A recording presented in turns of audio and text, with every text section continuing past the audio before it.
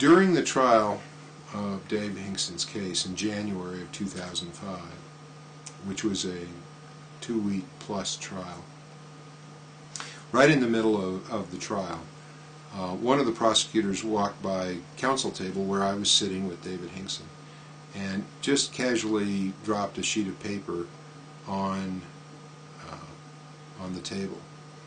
And when I picked it up and read it, it was an FBI 302, which is a witness statement. It's basically the way they collect information. An FBI agent, in this case, wrote down her version of what the witness was saying. But what this 302 said was that I, as David Hinkson's attorney, was participating in a brand new murder-for-hire scheme that involved the attempt to murder 22 people, including the sitting judge, that is Judge Tallman. So you're in trial.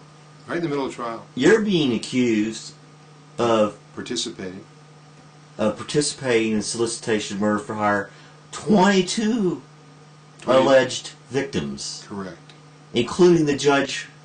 Right. You're in front of. This is the FBI just making it up as they go along. Let me tell you how it came about. I enraged the FBI because they had sicked a guy by the name of Chad Kroner on David Hinkson while he was in jail waiting trial.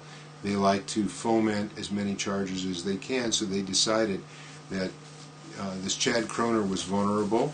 He wanted to get some time off of his sentence. He wanted to keep his mother from going to jail because there were criminal charges pending against her.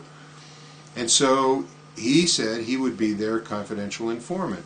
So they locked him in a cell with David Hinkson and 4 other people. It was a 6-person cell. Chad Kroner allegedly, according to everybody in that cell, climbed up on the top bunk and sat there and had no interaction with anybody, except one little question he asked Dave Hinkson about the IRS, something about filing a tax return. David Hinkson responded to that question, and he had literally no further communication. For 2 days, there was no communication between David Hinkson and this guy or the other members of the cell.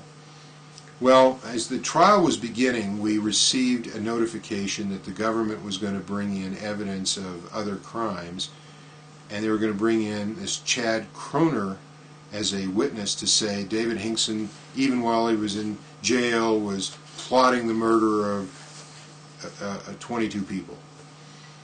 And so, as a result, when I learned about it, I took the time to interview each one of those other 4 inmates who provided me with written affidavits, sworn affidavits, stating that they were in the jail cell and Kroner did not have any conversations with David Hinkson, and their quarters were so close that if there had been any conversation, they would have known it.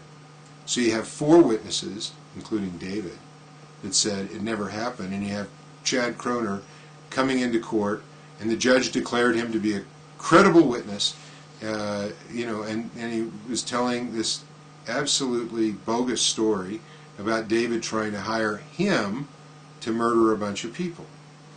And this is a part of the repeated pattern.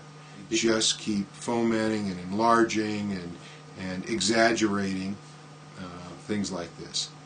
So when I enraged the FBI by defeating their little plot to add additional charges to David Hinkson over this Chad Kroner business,